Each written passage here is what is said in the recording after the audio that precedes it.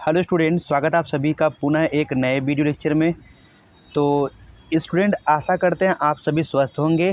तो आज का ये जो वीडियो लेक्चर है बेटा, आपका जो है क्लास 10th का साइंस का हाफ ईयरली पेपर है बेटा। और ये जो पेपर है C10,000 सबसे ज़्यादा प्रेजेंट टाइम में पॉपुलर हो रहा हाफ ईयरली का पेपर है। तो स्टूडेंट, चलिए आज के इस पेपर की शुरुआत करते हैं। C10,000 जिसमें से आपका क्लास 10th का है बेटा आपका ये। तो पूरा आप अच्छे से ध्यान दीजिए। खंड अ आपका बहुविकल्पी प्रश्न होगा। तो देखिए आपका यहाँ पे दिया गया है। तो ये पेपर मैं केवल आप लोग को प्रोवाइड कर रहा हूँ बेटा, ना कि सॉल्यूशन प्रोवाइड कर रहा हूँ। तो देखिए पहला आपका है, निम्नलिखित में से कौन सा पदार्थ लेंस बनाने के लिए प्रयुक्त नहीं किया जा सकता। ए आपका जल है, बी आपका कांच है, सी आपका प्लास्टिक है, डी आपका मिट्टी है।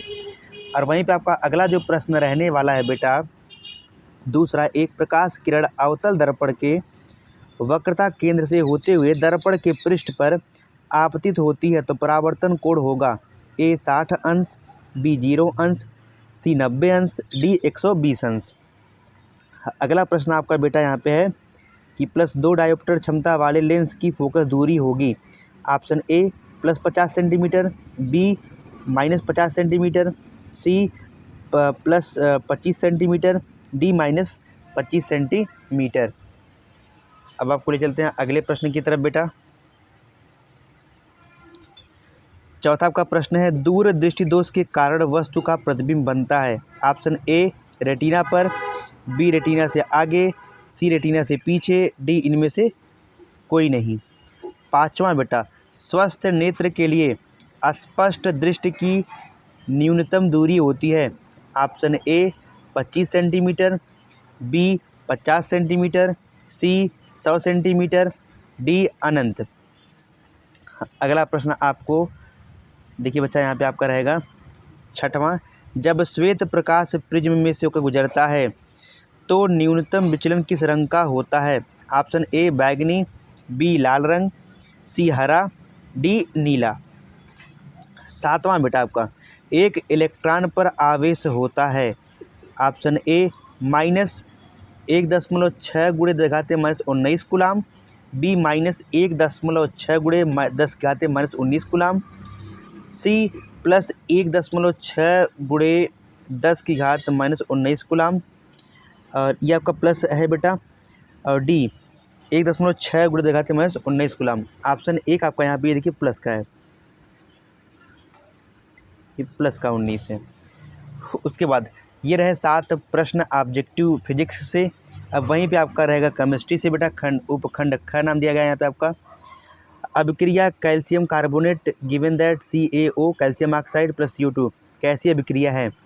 विस्थापन अभिक्रिया है कि द्विविस्थापन अभिक्रिया है या अपघटन अभिक्रिया है या संयोजन अभिक्रिया है। वहीं पे नवा आपका है, लेड नाइट्रेट का रासायनिक सूत्र होता है। तो 4 ऑप्शन में से बेटा किसी एक का आपका सही होने वाला है। 10वां आपका है, उदासीन घोल का pH मान होता है। Option number A 14, B 7, C 1, D 5। 11, अपच का उपचार करने के लिए निम्नलिखित में से किस औषधि का उपयोग करते हैं। ए एंटीबायोटिक, बी एनाल्जेसिक, सी एंटासिड, बी एंटीसेप्टिक। 12, पीतल है। ए उपधातु, बी मिश्र धातु, सी यौगिक, डी विषमांगी। 13, अम्ल से अभिक्रिया करके हाइड्रोजन गैस विषावित करने वाली धातु है। Zinc, copper, platinum, argentum. वहीं पे बेटा आपका उपखंड ग जो आपका ये बायो से बिलोंग करता है। तो आपका 14वां प्रश्न है, रक्त दाब मापा जाता है। ए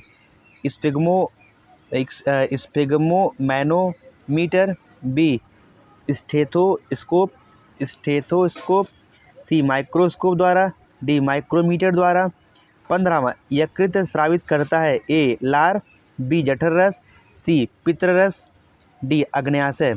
16, लार में कौन सा एंजाइम होता है। Option A pepsin, B amylase, C trypsin, D lipase. 17वां प्रश्न बेटा आपका है, मादा लिंग हार्मोन कहलाता है। Option A androgen, B insulin, C oestrogen, D इनमें से कोई नहीं।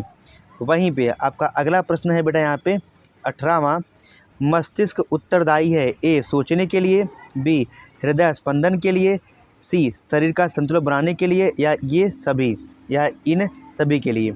19वां, निम्नलिखित में कौन मानव के मादा जनन तंत्र का भाग नहीं है, ए अंडाशय, बी गर्भाशय, सी शुक्रवाहिका, डी डिंबवाहिनी।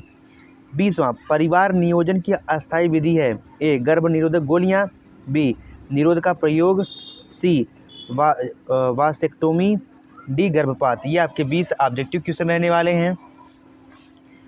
उसके बाद खंड ब आपका, ये आपका रहेगा वर्णनात्मक प्रश्न। उपखंड क कह सकते हैं, उत्तल दर्पण तथा उत्तल लेंस के दो उपयोग लिखिए। 4 नंबर का प्रश्न रहने वाला है बेटा आपका ये। दूसरा, एक निकट दृष्टि दोष वाला व्यक्ति 20 सेंटीमीटर दूर स्थित पुस्तक को पढ़ सकता है, फुल स्टॉप। पुस्तक को 25 सेंटीमीटर दूर रखकर पढ़ने के लिए कैसा तथा कितनी फोकस दूरी का लेंस चश्मे प्रयुक्त करना होगा। 4 नंबर का ये भी आपका बेटा न्यूमेरिकल है। तीसरा, प्रकाश का परावर्तन किसे कहते हैं, चित्र बनाकर समझाते हुए परावर्तन के नियम को भी लिखिए। 4 नंबर का आपका ये भी प्रश्न रहने वाला है बेटा। उसके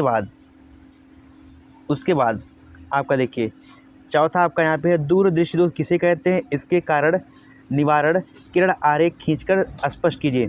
यदि आपको ये वाला प्रश्न नहीं आता है तो इसके स्थान पे अथवा में दिया गया प्रश्न दिए गए परिपथ यानी कि इस परिपथ में ज्ञात करना है क्या, नंबर 1 कुल प्रतिरोध, दूसरा सेल से प्रवाहित धारा ज्ञात करनी है, तीसरा 0.8 ओम के प्रतिरोध का विभवांतर ज्ञात करना है।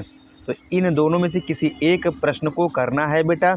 6 नंबर का ये प्रश्न रहने वाला है। और वहीं पे अब आपको ले चलते हैं उपखंड ख जो केमिस्ट्री से है आपका, योगात्मक तथा अपघटन अभिक्रिया को उदाहरण देकर समझाइए। 4 नंबर का प्रश्न है।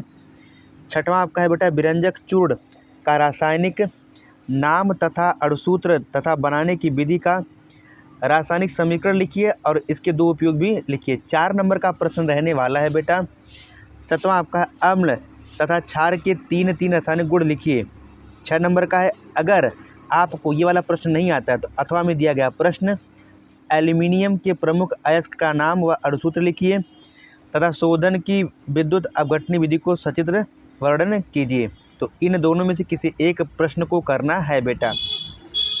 उसके बाद अब आपको ले चलते हैं बायो की तरफ बेटा आपका उपखंड ग 8वां आपका आक्सी तथा अनाक्सी श्वसन में 4 अंतर लिखिए। 4 नंबर का प्रश्न रहने वाला है बेटा। 9वां आपका है मानव के वृक्क की संरचना का संक्षेप में सचित्र वर्णन कीजिए। 4 नंबर का रहेगा बेटा आपका। 10वां तंत्रिका कोशिका जिसे न्यूरॉन भी कहते हैं या न्यूट्रॉन लिखा गया, इसको न्यूरॉन कहते हैं बेटा, की संरचना का सचित्र वर्णन कीजिए तथा कार्यों को भी लिखिए। 4 नंबर का ये प्रश्न होने वाला है। उसके बाद लैंगिक तथा अलैंगिक जनन में 6 अंतर लिखिए।